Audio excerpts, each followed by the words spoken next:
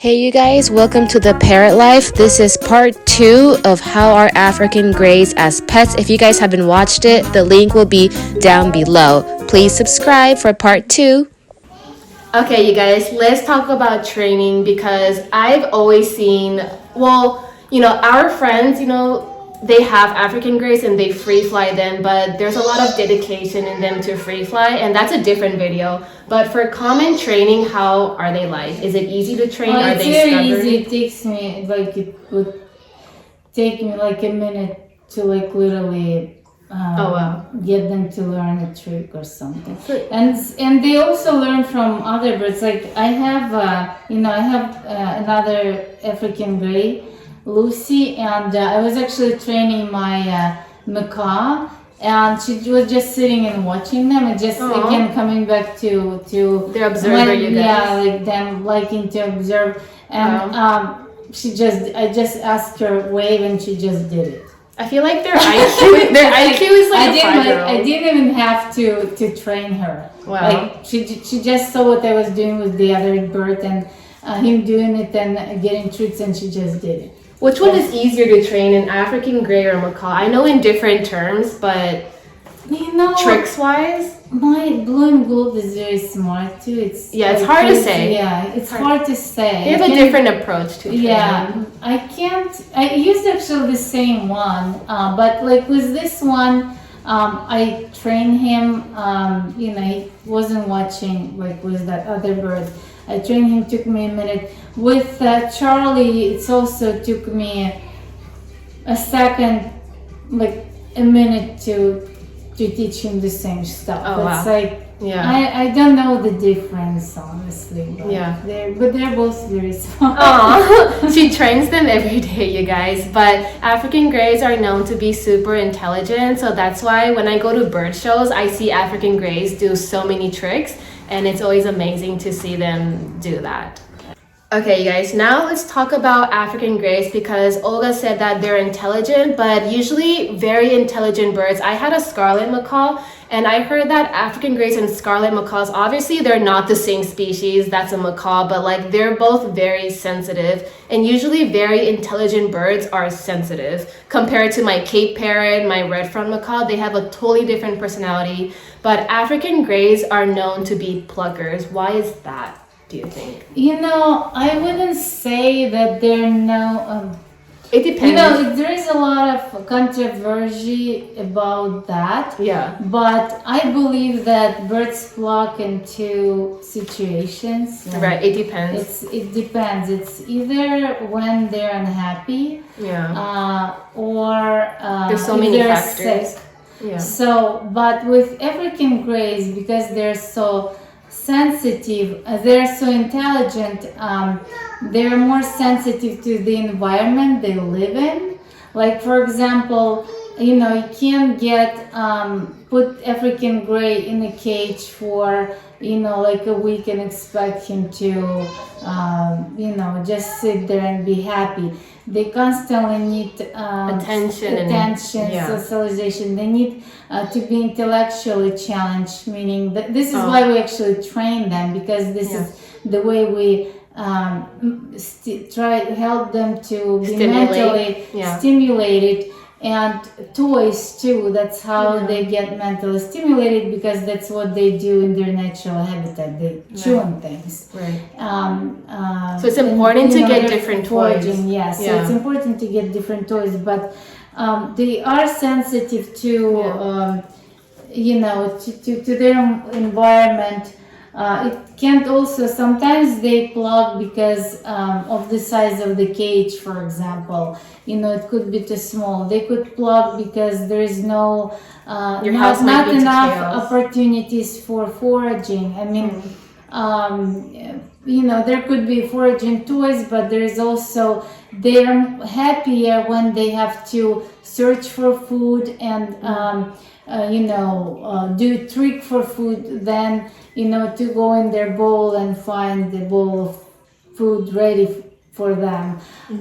That also makes them happier and stimulates them. they might have a lot of, they have very good memories. So sometimes they could have bad experience about something or about, a specific, human being in their life. Maybe they've been mistreated and or taken to that who grabbed them. It was a big man, and now every time they see a male, big or tall, they're gonna freak out. They have good memory. Right. So diet could be another thing why they're plucking, because if they don't get enough, nutritions, daily nutritions in their diet. Is Harvey good with noise, by the way? He's pretty good. I can't say that my house is very noisy. I mean, I do have a child, but she's not used to it. She's not very noisy. But another thing could happen is that he came to me as a young bird, and I already had a child, and he came here. It's his home. And they adjust. But for example, if there is a life change, later on, where it could be their owner passes away or something. Yeah, that's very common. Or all of a sudden it was a house without kids, and now there is a child and it screams. It could give them anxiety and could cause plucking as well.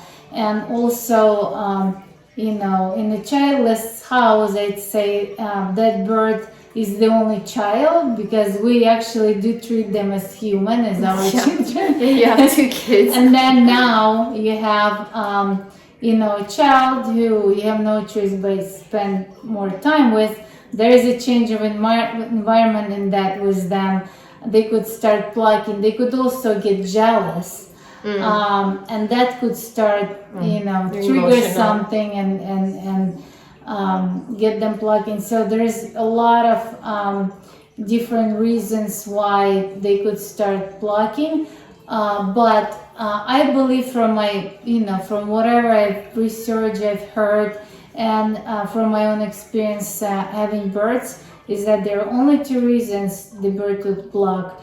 Is behavioral issue, and usually it's something that we don't provide them that they need, or environmental sudden change in life, or if they're sick. So every time, just unsolicited advice. No, it's okay. No, there's different variables, like you guys. If you have an issue with your bird, first thing you want to do is overrule any kind of illnesses in birds and take them to vet, do the full blood panel, and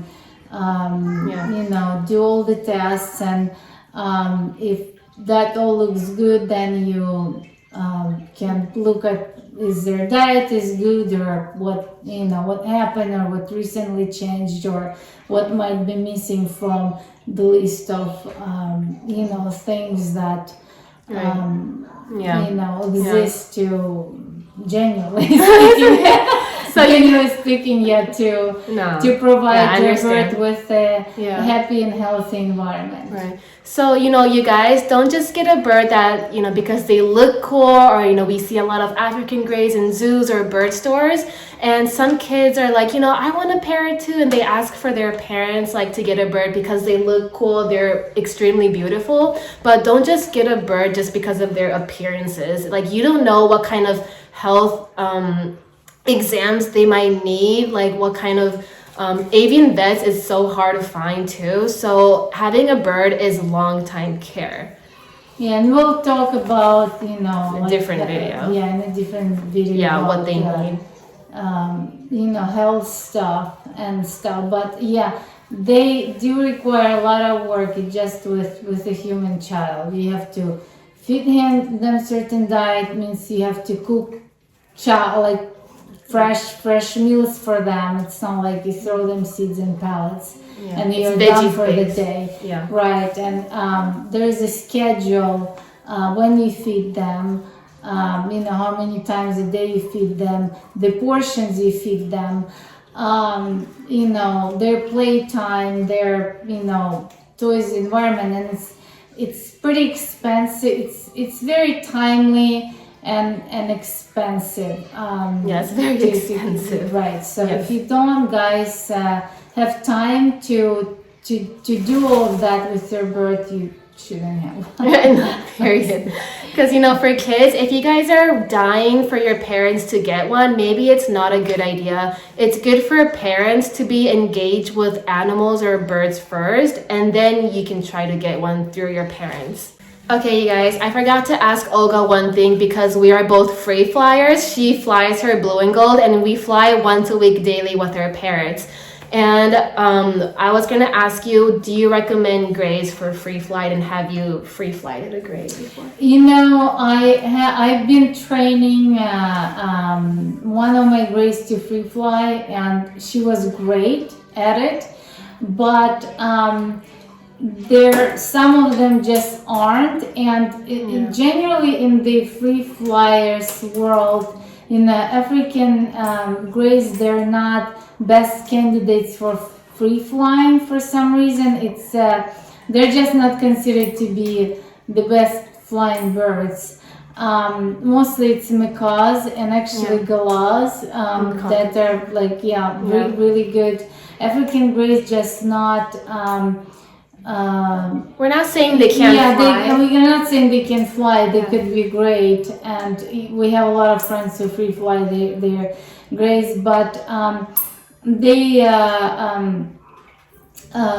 for example, there are many things you need to train to train. African gray, besides just flying, it's like wearing GPS and stuff. And that's a whole new thing. Really different. You need to talk to your bird trainer about that. Right, there are a lot of specifics that go into this. That's true. And generally, African grays, they're not accepting the GPS, and there is no.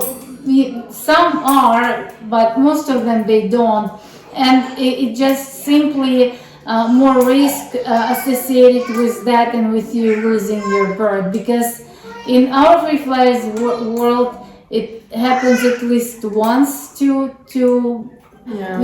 us, even like the most experienced, like you ask any free flyer, and once in their life they lost their bird.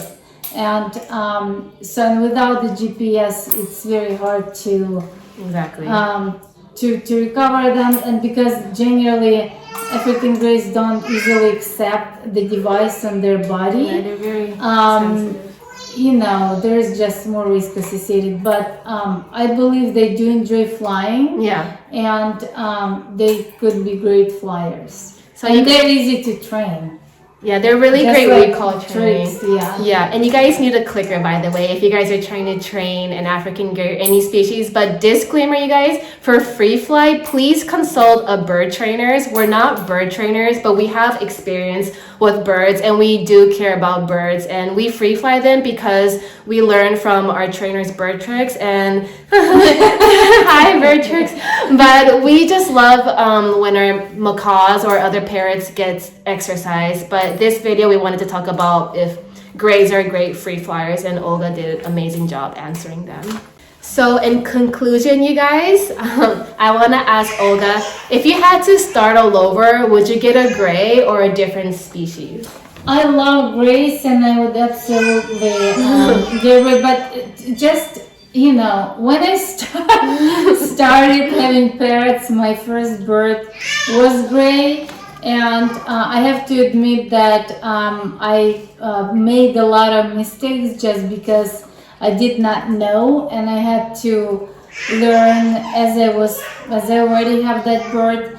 And I did not realize at the beginning how much time and effort and patience that they require. Yeah. I adapted to it, and I love it, and I came to love this whole lifestyle.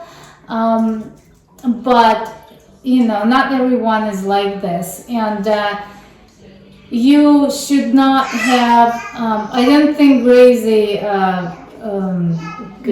good candidate to have as a first bird. First bird. I think you should try with maybe smaller bird that doesn't require that much maintenance and space. And things like that. And if it's for your child, you should probably get a smaller bird like budgie to try it out. And then if you like this,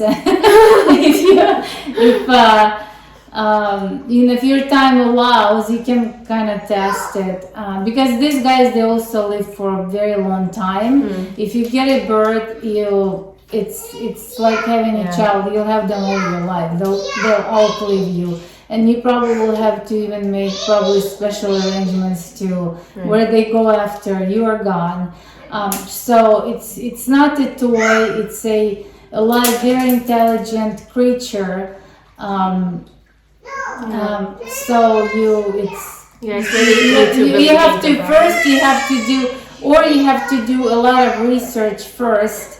So when you get that bird as your first bird, African gray, you already know what to do, and maybe consult with some bird trainers first and people who already have them. You can go to foster and try to foster one. Try to take care of them for a day or two and see how it goes. But you shouldn't unless you have all the pieces, cage and all this set up ready. You shouldn't have a bird. And it's like I said, it's very time consuming. You have to be ready to put a lot of time, and they become eventually, they'll pay you back because they'll become your best friends. You guys. So in conclusion, family. Yeah, they are our family. In conclusion, African Greys are our family, but all birds. So you guys, thank you guys so much for watching the Parrot Life. Please subscribe, and thank you, Olga. I think we've known each other for a year or two. Only a year. I think for a year. Yeah. For a year? A little bit over than a year. It's crazy. When she met me, she just got her birds maybe like a month ago when you first saw me, and now she knows birds more than me. No, I'm not gonna say that. I'm not gonna agree with that. But in this video, but thank you. Yeah, thank you so much for being in this video. As you can hear, she has a baby and she's very busy. Yes, No, don't worry about it. The audience should know what kind of lifestyle you have. But it's almost evening time and it's almost feeding time for the baby and for Harvey. So thank you guys so much. Training time for Charlie. In training time. She's very busy, but thank you so much for being on this channel, and please subscribe and thumbs up. Thank you. Thank you, Bye. guys.